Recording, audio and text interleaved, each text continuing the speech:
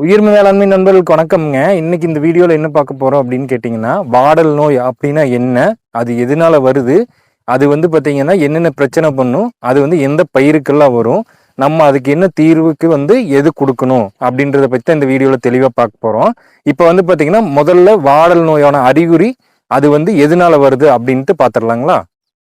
இப்போ நம்ம நம்ம நடவு பண்ணியிருக்கிற வெங்காய காட்டில் தான் நிற்கிறோம். இது பார்த்தீங்கன்னா வாடல் நோய் அங்கங்கே வருது. இந்த வாடல் நோய் அதிகமாக பார்த்தீங்க அப்படின்னா மழை காலத்தில் தான் வரும். ஆனால் வெயில் காலத்துலேயும் இப்போ பார்த்தீங்கன்னா வர ஆரம்பிச்சிருக்குது. இதுக்கான காரணம் என்ன அப்படின்னு கேட்டிங்கன்னா, தீமை செய்யக்கூடிய பூஞ்சானங்களுங்க. தீமை செய்யக்கூடிய பூஞ்சானங்களும் பாக்டீரியாஸும் என்ன பண்ணும் அப்படின்னு கேட்டிங்கன்னா, பயிரோட வேர் பகுதியில் ஒரு பிரச்சனையை ஏற்படுத்துங்க. அந்த வேர் பகுதியில் அது இருந்துட்டு பயிர்கள் நீரையும் சத்துக்களையும் மண்ணிலிருந்து உறிஞ்சி மேலே இலைகளுக்கு கடத்துகிற வேலையை நிப்பாட்டிடுங்க. இப்போ ஒரு உதாரணத்துக்கு பார்த்தீங்கன்னா, இப்போ நம்ம தண்ணி கட்டுறோம். இந்த தண்ணி கட்டுறதுல பார்த்தீங்கன்னா நம்ம தண்ணிலையும் மருந்துகள் கலந்து விடுவோம், உரங்கள் கொடுப்போம். அப்புறம் மண்ணில் சத்துக்கள் இருக்கும். அந்த சத்துக்களை மண்ணிலிருந்து வேர் வழியாக இந்த இலைகளுக்கு கொண்டு போகணுங்க. அதே மாதிரி இலைகளிலிருந்து ஒளிச்சேர்க்கையில் கிடைக்கக்கூடிய சத்துக்களை வேருக்கும் கடத்தணுங்க. இதுக்கு பேர் தான் என்னென்னா சைலம் ஃப்ளோயம் அப்படிம்பாங்க. இந்த சைலம் ஃப்ளோயம் நல்லா இருந்துச்சுன்னா தான் ஒரு பயிர் ஆரோக்கியமாக இருக்குங்க. இப்போ இந்த தீமை செய்யக்கூடிய பூஞ்சானங்களும் பாக்டீரியாக்களும் என்ன பண்ணும் அப்படின்னு கேட்டிங்கன்னா, வேர் பகுதிக்கு நடுவாண்ட இருந்துட்டு அந்த வேர்லேருந்து மேலே கடத்தக்கூடியதை தடை பண்ணுங்க. அப்போ என்ன பண்ணும் அப்படின்னா, பயிருக்கு சரியான அளவில் உணவும் தண்ணீரும் கிடைக்காதுங்க. அப்படி கிடைக்காம போகிறதுனால பயிர்கள் முதல்ல வாட ஆரம்பிக்கும். முதல்ல பார்த்தீங்கன்னா இப்படி இருக்கும், லேசாக வாட ஆரம்பிக்கும். அதுக்கப்புறம் பார்த்தீங்கன்னா இந்த மாதிரி கொஞ்சம் நல்லாகும், ஒரு நாள் 2 நாளில். அப்புறம் அதுக்கப்புறம் இந்த மாதிரி முழுமையாக காஞ்சி போயிருங்க. இது வெங்காயத்துக்கு மட்டும் இல்லைங்க, எல்லா பயிருக்குமே இந்த வாடல் நோய் வருங்க. அது பார்த்தீங்கன்னா தாக்கக்கூடிய பூஞ்சானங்களும் பாக்டீரியா வகைகளும் தான் வேற வேற. ஆனால் நோய் எல்லா பயிர்லையும் வருங்க. இப்படி வர்றதுனால என்ன ஆகும்னா இந்த மாதிரி அழுகி போயிருங்க. நாம் வெங்காயம் வாங்கி அதை ஒரு நாள் பார்த்தீங்கன்னா ஒரு 2-3 பேர்த்து வர சொல்லி அதை சுத்தமாக சின்ன வெங்காயம் ரொம்ப குட்டி குட்டியாக இருக்கு இல்லைங்களா, அது கொஞ்சம் அழுகுன மாதிரி இருக்கிறது, அந்த மாதிரி ஏதாவது கொஞ்சம் நல்லா இல்லாத மாதிரி இருந்துச்சு அப்படின்னா அந்த வெங்காயத்தையெல்லாம் நம்ம எடுத்துட்டு தான் நம்ம நெட்டணுங்க. அதனால பார்த்தீங்கன்னா இது விதையில் இருக்கிறதுக்கான வாய்ப்பு இல்லை. இந்த பூஞ்சானங்கள் அதாவது தீமை செய்யக்கூடிய பூஞ்சானங்கள் மண்ணில் ஒரு இடத்துல இருந்துச்சு அப்படின்னா ஈரத்து மூலியமாக அப்படியே பார்த்தீங்கன்னா அப்படியே ஒரு இடத்துக்கு போயிருங்க. இப்போ இந்த வெங்காயத்தை பார்த்தீங்கன்னா நல்லா தளைஞ்சது. இப்போ இதே மாதிரி இந்த வெங்காயம் இருக்கிற மாதிரியே தான் இதுவும் வந்துச்சு. ஆனால் திடீர்னு லைட்டாக வாட ஆரம்பிச்சது, அப்புறம் நல்லா வாடிச்சு. இப்போ பார்த்தீங்கன்னா சுத்தமாக அப்படி காஞ்சி வச்சுங்க. தெரியுங்களா, வேர் பகுதி ஃபுல்லாக பார்த்தீங்கன்னா அழுகல் அந்த வேரை கட் பண்ணங்காட்டி மறுபடியும் அதனால சத்துக்கள் எடுக்க முடியல.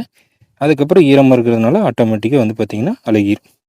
இந்த நோய் தக்காளி, பீக்கங்காய், பாவக்காய், புடலங்காய், வாழை, மிளகாய், அப்புறம் பார்த்தீங்கன்னா தர்பூசணி, இந்த மாதிரி எல்லா பயிருக்குமே இந்த வாடல் நோய்ங்கிறது கண்டிப்பாக வருங்க.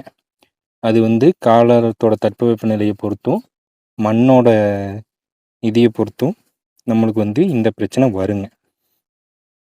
சரி, இது வரதுக்கான காரணங்களும் அப்புறம் பார்த்தீங்க அப்படின்னா இது வந்துச்சுன்னா எப்படி இருக்கும் அப்படின்ற அறிகுறிகள், இது என்னென்ன பாதிப்பு பண்ணுன்னு பார்த்தோங்க. இதுக்கு நம்ம என்ன பண்ணணும்னா இதை ரெடி பண்ணலாம். இதை இதுக்கு மேலே வராமல் இருக்கிறதுக்கும் முதலே முன்னெச்சரிக்கை எப்பவுமே நம்ம பார்த்திங்கன்னா தமிழ் இதில் சொல்லுவாங்க, வருமுன் காப்பதே சிறந்தது. அது மாதிரி நம்ம இது முன்னாடியே என்ன பண்ணணும் இதுக்கு அப்படின்றத பற்றி சொல்கிறேங்க. இது எல்லா பயிருக்கும் இந்த மாதிரி மெத்தேடு, நீங்கள் இது வருதோ வரலையோ, வாடல் நோய் வருதோ வரலையோ, இந்த பிரச்சனை நூற்புழுக்கள் பிரச்சனை இருக்குதோ இல்லையோ, நீங்கள் எல்லா பயிருக்குமே பார்த்தீங்கன்னா நீங்கள் இதை வந்து நம்ம அடிக்கடி கொடுக்கறதுனால இன்னும் நம்ம மண்ணில் வந்து தீமை செய்யக்கூடிய பூஞ்சானங்கள் போயிடும், பாக்டீரியாஸ் போயிடும், நூற்புழுக்கள் போயிடும். அப்போ வந்து பார்த்தீங்கன்னா உங்களுக்கு செடிகள் வந்து அருமையாக வளருங்க. இந்த வாடல் நோய்க்கு வந்து பார்த்தீங்கன்னா நம்ம வந்து 3 மருந்து வந்து கலந்து கொடுக்க சொல்கிறோங்க. என்ன அப்படின்னு கேட்டிங்கன்னா, இது வந்து பேசிலஸ் சப்டிலஸுங்க. பேசிலஸ் சப்டிலஸும் கொடுக்கலாம், சூடோமோனாஸும் கொடுக்கலாம். நான் எதனால பேசிலஸ் சப்டிலஸ் இப்போ கொடுக்குறேன் அப்படின்னா, இது வந்து வாடல் நோயை கண்ட்ரோல் பண்ணுறது மட்டும் இல்லாமல் ஜிங்கையும் எடுத்து கொடுக்குங்க. ஜிங்க் மொபிலைசிங் பாக்டீரியாவும் இது வேலை செய்யும். அதனால பார்த்தீங்கன்னா 2 in 1 இருக்கட்டும் அப்படின்ட்டு பேசிலஸ் சப்டிலஸ் வந்து 1 ஏக்கருக்கு 2 லிட்டருங்க. நம்மளது வந்து 1/2 ஏக்கரு, அதனால 1 லிட்டர் கொடுத்துருங்க. அடுத்தது வந்துங்க ட்ரைகோடர்மா விரிடி. இது வந்து என்னன்னா அழுகல் பண்ற பூஞ்சானங்களை வந்து கட்டுப்படுத்துங்க. அதனால இது 1 லிட்டர் கொடுக்குறோம். அடுத்தது வந்து பேசிலோமைசிஸ். இது வந்து நூற்புழுக்களை கட்டுப்படுத்துறது. அதனால இது வந்து பார்த்தீங்கன்னா 1 லிட்டர் நம்ம கொடுத்துருக்கோங்க. இந்த பேசிலோமைசிஸும் ட்ரைகோடர்மா விரிடியும் நம்ம மண்ணுக்கு தான் கொடுக்கணுங்க, மேலே கொடுக்க தேவையில்லை. ட்ரைகோடர்மா விரிடி மட்டும் தண்டடுகள் அந்த மாதிரி மேலே வந்துச்சுன்னா கொடுக்கலாம், இல்லைன்னா மண்ணுக்கு கொடுக்கலாங்க. பேசிலோமைசிஸ் வந்து கண்டிப்பாக மண்ணுக்கு தான். இப்போ இந்த வாடல் நோய்க்கு நம்ம 3 மருந்துமே கொடுத்துட்டோங்க. கொடுத்ததுக்கப்புறம் இது சரியாச்சா இல்லையா அப்படின்னு எப்படி தெரிஞ்சுக்கிறது அப்படின்னு கேட்டிங்கன்னா, இது வந்துங்க பாதித்த செடி நம்ம கொடுத்ததுக்கப்புறம் ஒரு தண்ணி விட்டதுக்கப்புறம் இந்த பார்த்தீங்கன்னா ஒரு அளவுக்கு ஒரு 20லேருந்து 50% பாதிச்சிருந்துச்சு அப்படின்னா ஓரளவுக்கு ரெடியாகி வந்துடுங்க. ரொம்ப 50% மேலே பாதிச்சுது அப்படின்னா அது வந்து ஒன்றும் பண்ண முடியாது. மறுபடியும் வந்து வேற இதுக்கு பரவாமல் தான் இருக்கும். சரிங்களா? இதெல்லாம் பார்த்தீங்கன்னா மறுபடியும் நல்லா பச்சை இது வந்து தலைய ஆரம்பிக்குது. ஸோ இது வந்து நம்ம முன்னெச்சரிக்கையாக கொடுத்துட்டோம் அப்படின்னா இந்த மாதிரி பிரச்சனை வந்து வராதுங்க. இது வந்து தெரியுதுங்க உங்களுக்கு, இது வந்து கீழே காஞ்சி போச்சு, மறுபடியும் மேலே வர்றது வந்து நல்லா வருது. ஸோ இது மாதிரி தான் நம்ம வந்து இது வந்து ரெடியானதை வந்து நம்ம கண்டுபிடிச்சிக்கணுங்க. இதில் வர நல்லா தெரியுது. இது வந்து முதல் பாதிச்சல நம்ம மருந்துகள் கொடுத்ததுக்கப்புறம் ஓரளவுக்கு இது நல்லா வந்துருக்குது.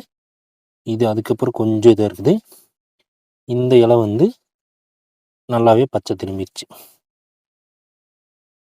எல்லா பயிருக்கும் இதே தாங்க, எல்லா பயிருக்கும் இதே மாதிரி தான் நம்ம வந்து இது பண்ணணும். ப்ளஸ் வந்து இன்னொன்று என்னென்னா, நம்ம முன்னெச்சரிக்கை கொடுத்துறது ரொம்ப ரொம்ப நல்லது.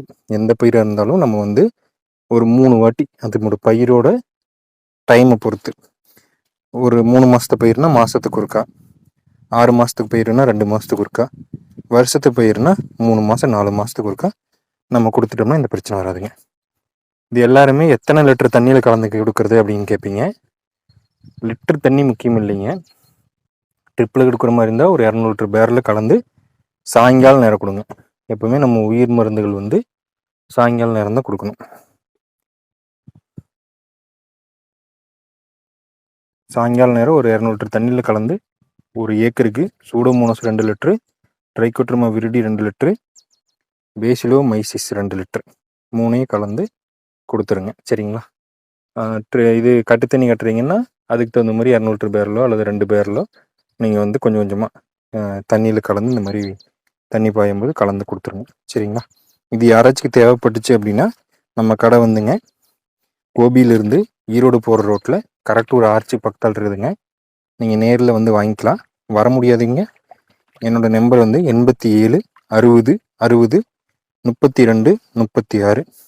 இந்த நம்பருக்கு கூப்பிட்டீங்க அப்படின்னா நம்ம வந்து அனுப்பிச்சும் விட்டுக்கலாங்க.